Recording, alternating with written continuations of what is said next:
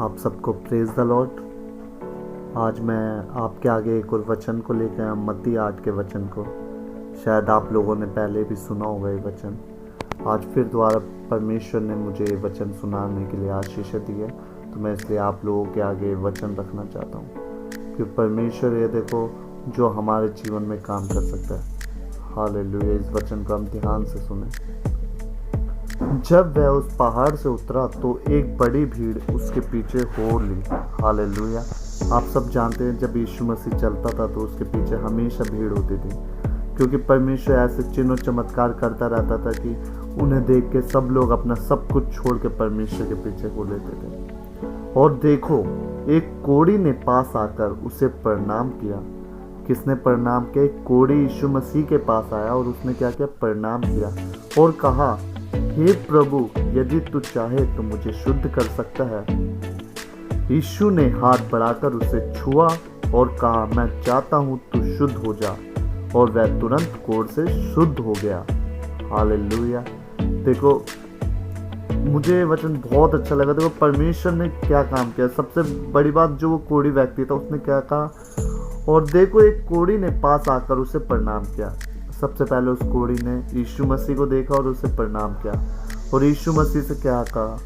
हे प्रभु, यदि तू चाहे तो मुझे शुद्ध कर सकता है। अगर तू चाहे तो मुझे शुद्ध कर सकता है। हालेलुया। देखो कितनी अच्छी बात है। उस कोढ़ी के अंदर सबसे बड़ी बात क्या थी? विश्वास था। उसका विश्वास किसके ऊपर था? यीशु मसीह के ऊपर। उसका विश्वास ये था कि अगर मैं चाहूँगा तो कुछ नहीं होगा, अगर मैं यीशु मसीह से बोलूँगा, क्योंकि मेरा विश्वास कौन है? यीशु मसीह। उसने यीशु मसीह से बोला, यीशु मसीह अगर तू चाहे तो मुझे शुद्ध कर सकता है। यीशु मसीह ने क्या कहा उस समय? यीशु मसीह ने अपना दाहिना हाथ उठाया, उसके सर पे रखा और वो तुरंत कोढ़ से शुद्ध हो गया। तो कितनी अच्छी बात है। देखो परमेश्वर कुछ भी कर सकता है।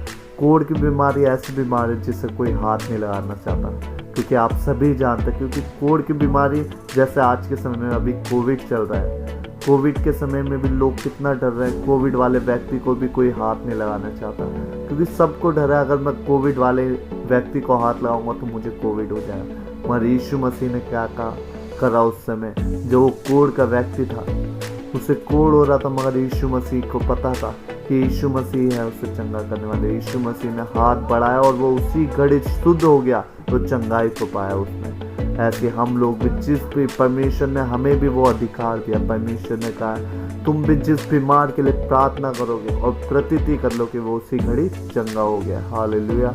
तो परमेश्वर से कुछ भी मांगा हुआ कभी व्यर्थ नहीं होता। इसलिए हमें भी विश्वास रखना है यीशु मसीह के ऊपर। जैसे उस कोढ़ी व्यक्ति का विश्वास यीशु पे था, वैसे ही हमारा विश्वास भी यीशु के ऊपर होना चाहिए। अगर हम यीशु से कुछ भी मांगेंगे प्रार्थना में, तो परमेश्वर जैसे कोढ़ के व्यक्ति को चंगा किया है, अगर हम कोविड के व्यक्ति के लिए भी हम हाथ रख के प्रार्थना करेंगे तो परमेश्वर उसी घड़ी उसे चंगा करेगा। जिसके अंदर दुष्ट आत्मा होगी, अगर हम यीशु मसीह के नाम से सच्चे दिल से प्रार्थना करके हम उसके अंदर से दुष्ट आत्माएं निकालेंगे तो वो भी निकाली जाएगी, क्योंकि यीशु मसीह जो बोलता है वो करता है। सच में यीशु मसीह का हाथ इतना छोटा नहीं है जो वो कुछ कर ना सके। यीशु मसीह के कान बहरे नहीं है जो सुन ना सके। यीशु मसीह सच में हमारे प्रार्थना की ओर कान लगाकर सुनकर उत्तर देने वाला परमेश्वर है। हमारा हाथ नहीं होता जब हम प्रार्थना करते किसी बीमार के लिए, वो यीशु का हाथ होता है, क्योंकि यीशु का हाथ इतना छोटा नहीं है जो हमारे द्वारा कुछ काम ना कर सके। इन बातों को हमें ध्यान में देना है। परमेश्वर ने जैसे इस कोढ़ी व्यक्ति को चंगा किया था, हम भी परमेश्वर के नाम से, यीशु मसीह के नाम से कई ऐसी बीमारियों को, ऐसे दुष्ट आत्माओं को निकालेंगे जिसके हमने कभी सोचा नहीं होगा, क्योंकि यीशु मसीह हम लोगों के द्वारा कुछ ना कुछ काम करवाना चाहता है। प्रियो, इन बातों को हमें ध्यान में रखना है। हमें कैसे इस्तेमाल हो रहा कैसे नहीं, ये हम नहीं जानते, मगर परमेश्वर हमें इस्तेमाल करेगा। बस हमें परमेश्वर से प्रार्थना करने, वचनों को पढ़ते रहना है, क्योंकि जितना हम परमेश्वर से प्रार्थना करेंगे और वचनों को पढ़ेंगे तो परमेश्वर सच में हमारे जीवन में ऐसे उत्तम काम करेगा जिसकी हमने सोची नहीं होगी। सच में परमेश्वर कुछ भी कर सकता है आप लोगों के द्वारा। परमेश्वर आपको चिन्ह चमत्कारों से भर सकता है। परमेश्वर आपको अन्य अन्य भाषाओं से भर सकता है, अन्य अन्य वरदानों से भर सकता है। बस परमेश्वर के राज्य और धार्मिकता के खोजी बनो और हम सबका जीवन परमेश्वर की ओर से चलने वाला बने। हम परमेश्वर से प्रार्थना करने वाले बेटा बेटी बनने पाए। इन वचनों को आप सब सुने और ध्यान रखें और परमेश्वर के द्वारा चलने पाए। आमीन। प्रभु इस वचन के द्वारा जो आशीष देना चाहते थे, मैं चाहता हूँ आप लोगों तक वो आशीष पहुँचा होगा और ये वचन आप लोगों के जीवन में 30 गुना, 60 गुना, 100 गुना फल लाए। आमीन।